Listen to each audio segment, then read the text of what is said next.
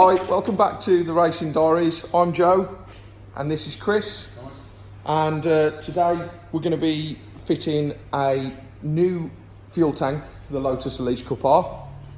In the last video we talked about the standard 39 litre tank not being big enough for endurance racing, obviously. So we had two options. One was to get our hands on a Pro Alloy 60 litre fuel tank or a 70 litre ATL Bag Tank. So we're going to get the old tank out and then we're going to show you which tank we're fitting in today.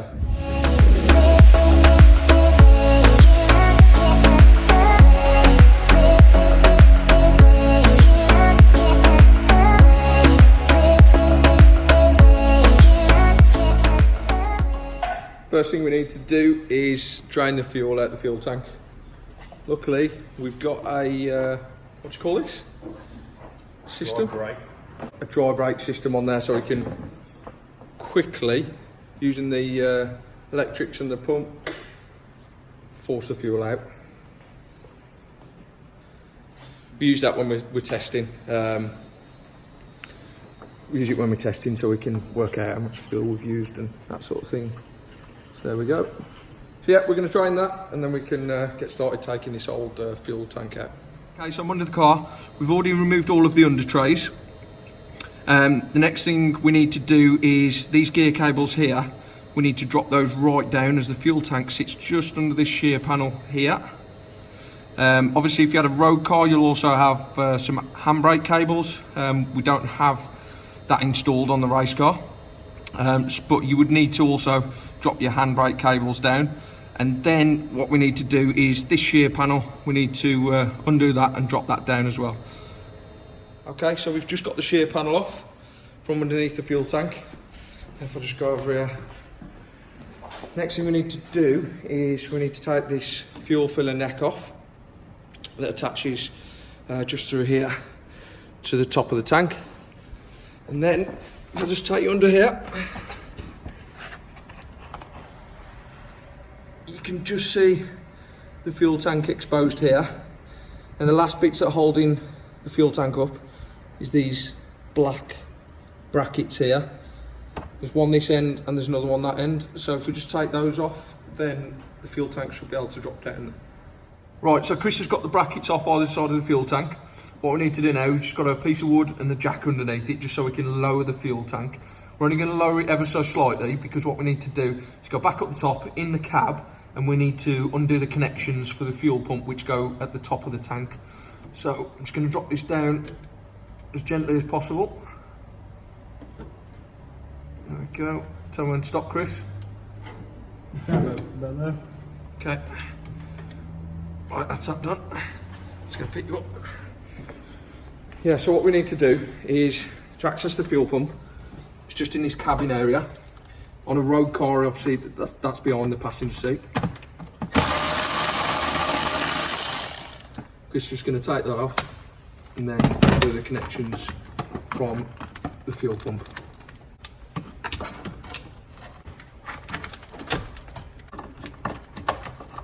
And that's that. Okay, so we've got the connections off the fuel pump. So just going to finish lowering the tank down now. There we go.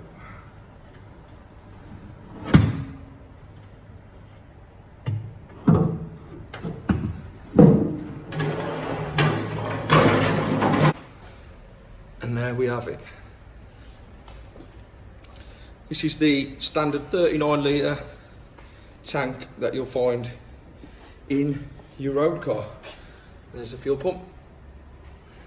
We need to get this fuel pump out of this old tank, ready to put in the new endurance tank, which will reveal which one it is next.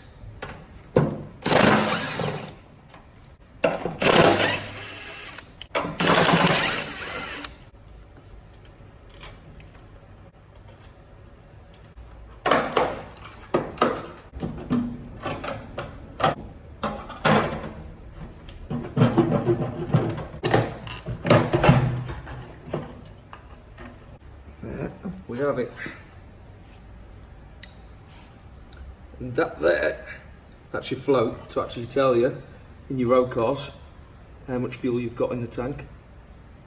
Chris has just been under the car to see where the fuel tank fits. And just notice we've had to remove these that were bonded at the top, and they go on the fuel tank just like this, just to stop the fuel tank from moving around. We need those out obviously for the space to get the next endurance tank in. So we've got the old fuel tank out.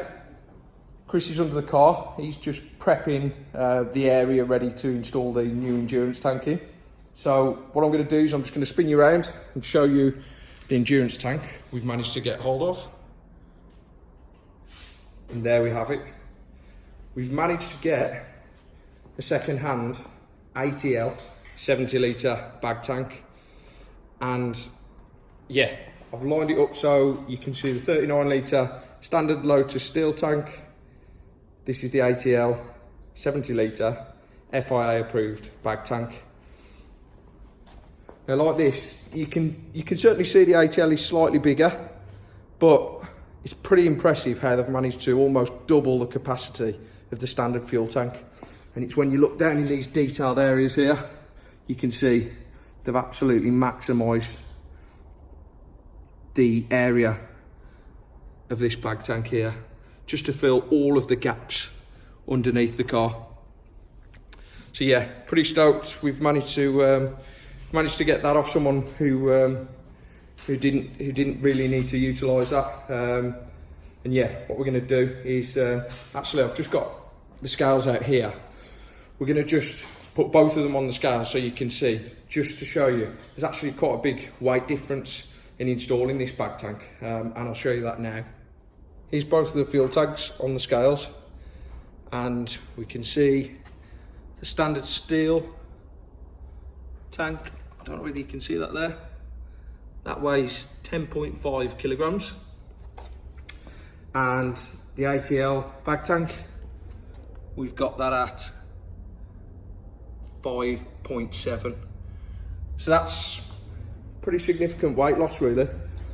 The bag tank is almost just half the weight of the standard steel tank, so yeah, that's another good reason to install this tank for racing. Right, we're just getting the tank ready to go in. What we're going to do is, because this ATL bag tank is so big and it goes into every little nut and cranny under the car, we're just going to use these cable ties to pull the tank in a little bit, and that should help us get the tank up, get it into position, and then once we get it into position, we can then clip the cable ties, and then voila, there we go.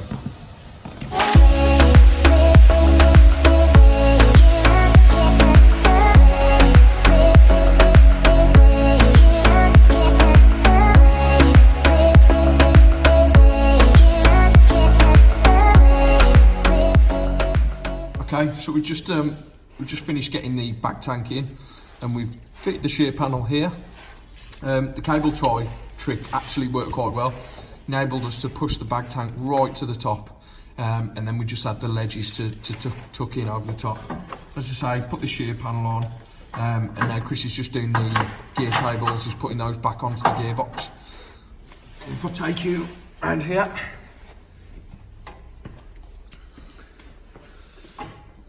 we've got the pipe located through here for the fuel filler neck, so that's all fitting nice.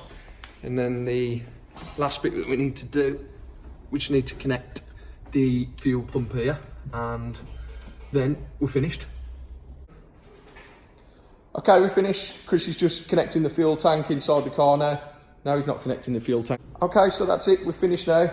We've got the fuel tank in, everything's on, gear cable's on. Chris is just connecting the fuel pump up now. Hopefully that was a good video for you to see how easy or how difficult you think it is to upgrade the fuel tank on your Lotus Elise.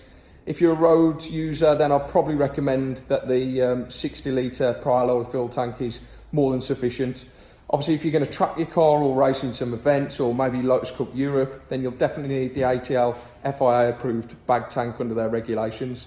So if you've enjoyed our video, please subscribe, please check us out on Instagram, Facebook, Twitter, and all that kind of thing, and hopefully we'll see you in the next video.